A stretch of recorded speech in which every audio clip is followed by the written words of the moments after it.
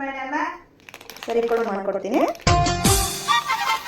ತುಪ್ಪದ ಹೀರೆಕಾಯಿ, ಚಪ್ಪರದವರೆಕಾಯಿ, ಸಜ್ಜಿಗೆ ಸ್ವಲ್ಪ ಮಾಡುತ್ತೀಯ. ಬೆಲ್ಲದ ನುಗ್ಗೆಕಾಯಿ, ಬೆಲ್ಲದ ಬದನೆಕಾಯಿ, ಅಕ್ಕಿಯ ರೊಟ್ಟಿ ತಿನ್ನುತ್ತೀಯ.